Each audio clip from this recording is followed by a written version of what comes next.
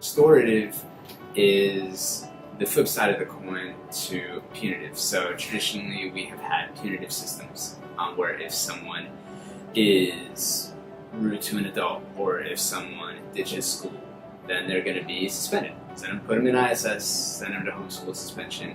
And that mirrors society at large with our huge prison industrial complex. But restorative practices are a movement that says, okay, if there's a harm, we shouldn't cause further harm by excluding people. We should work to repair the harm and give the person who caused the harm an opportunity to learn and give restitution to the community they harmed. So restorative practices are all about community building and strengthening of communication skills between people in the community and really helping people feel safe enough to be vulnerable, that they can grow and make mistakes and learn from them instead of shutting down or opting out. We've cut our discipline rate in half. We have seen our suspension rate drop by more than 50%, and so that has a direct impact on student achievement at the campus level. When students get suspended, when they get sent home, they are sent away from instruction, they are sent away from the learning that should occur. And so by fewer suspensions, by just talking to kids and just figuring out where are you, what are you coming to the table with, what's going on, what's making this happen, and getting to know them as a human being changes the dynamic of a school. And so, you know, we have more kids in class. We have more kids wanting to be in class. We are not sending students home at nearly the same rate, and that has a direct impact on student achievement. We've seen our failure rates go down. We've seen attendance go up by almost 3%. It's just had this systemic effect that we more so than we could have ever dreamed. I think circles are good, like kind of bring everybody together, like everybody opens up. But like the idea at first, everybody's like, what's a circle? And then they kind of like make fun of it and whatnot. But then once like you like get more in depth with the questions and like everybody kind of gets comfortable with it, you know, it's like a team building activity. Basically, like everybody knows each other better. You didn't know about somebody, and just, you know, it's basically a whole new world, like doing just circles. And so if we didn't really have circles, I don't think that anybody would like really like know each other, except for what like they like present like in like when they're being social, because you're really a different person from like your personal life and like what's behind the scenes than like when you talk to somebody. It gives people an opportunity to share their own thoughts and contribute to a project or an idea. So I think circles, they take leadership out of like one person's hands and they put leadership in the hands of many. When you listen to the people like talk about a specific topic, like you'll be surprised to hear like what they say, and what they say is interesting, and it makes other people want to talk too, because you know either they can relate to something or they agree with it, they disagree with it, like whatever it is, they'll speak up and talk. And I think that's something that a lot of people need, especially in high school, because there's so much drama going on all the time. Maybe something's going on at home, because I know I have stuff like that too. Like at the beginning of every class, we see how our day went in a scale of 1 to 10, and why. And like last week, it was my turn, and you know, I was thinking whether to say it tonight. Like it's not their business, but then like we share stuff anyway, so I was like, alright, I'm gonna go ahead and share it. And then I said I felt like a 2 that day, because you know stuff had been happening at my house. My mom lost her job, having low income, living paycheck to paycheck, and I told everybody that, and everybody was listening. Like that's another thing about circles too. Most classes, people are on their phones or they don't pay attention. But when it's a topic that everybody wants to talk about, like the circle will get everybody attention on one person. Whoever has a talking piece, they'll look at that person, listen, whatever. Like that's a cool thing that I like because it gets everybody's attention.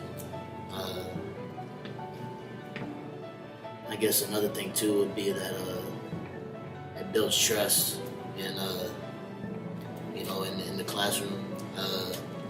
Because when I first started doing it in January, I didn't know anybody in that class, and now I know mostly all of them. They all know me. I'm cool with everybody. A chance to build trust, relate on people's levels, see their experiences, make friends. Pretty much, it's always a positive thing, in my opinion. There's nothing negative about it. I think circles should always continue to exist. Future generations of Akins, I think it's a great addition to the school. Lots of positive feedback all the time. It helps everybody. I think it's cool. If I had circles in middle school, I feel like I probably would have stayed at the middle school that I was at, because I left because I had some serious issues.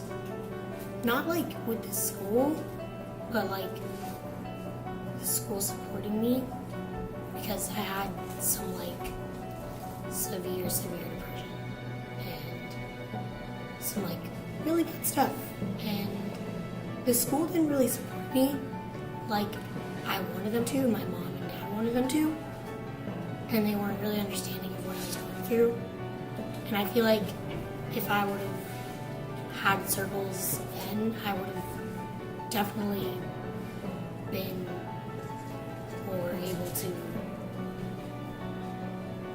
I guess, cope with it while I was still at school, rather than needing to leave to feel like I was able to figure it out on my own. And I just felt really alone because they didn't really help me and they didn't want to help me. And I feel like now that I've been able to sit down and actually talk with people about it and be open with my classmates and my teachers and circle about certain things like that and be able to be open about it and not scared to say how I feel, it definitely has helped me through my whole process of becoming better. And it's been a year since the whole thing has happened, since my whole thing.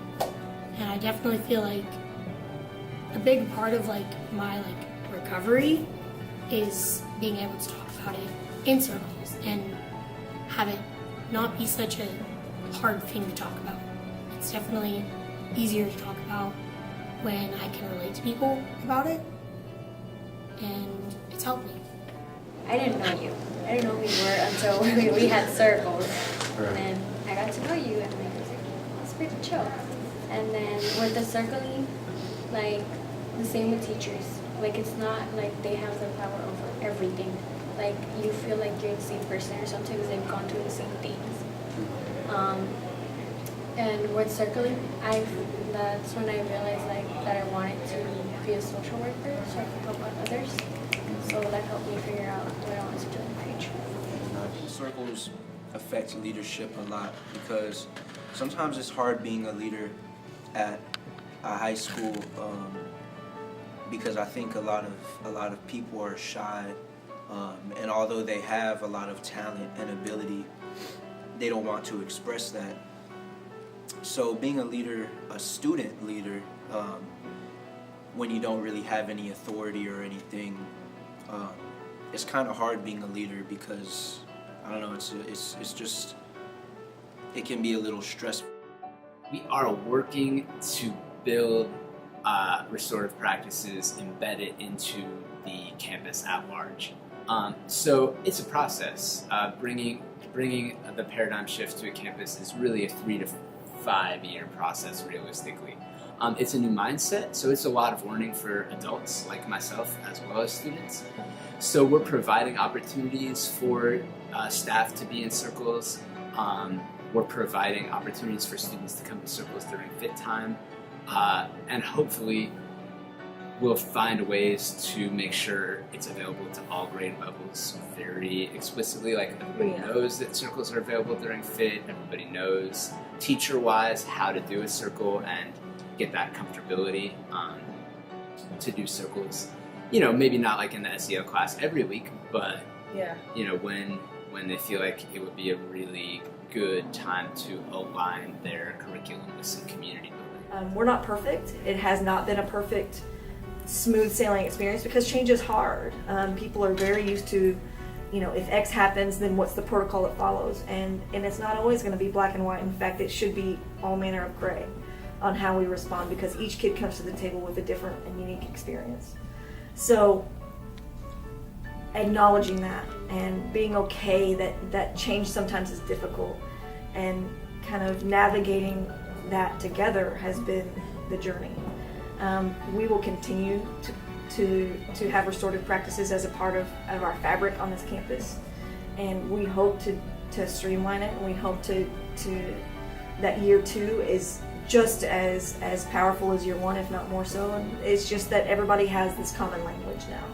So we've been through that first year of what does this really look like, what does it mean, and year 2 should be more of a, at least we should have the same conversations, and we know what each other's talking about. And so hopefully we will just see the climate continue to increase, the culture of Akins continue to improve, the discipline continue to drop, the attendance continue to improve, the impact on student achievement continue to increase, et cetera, et cetera.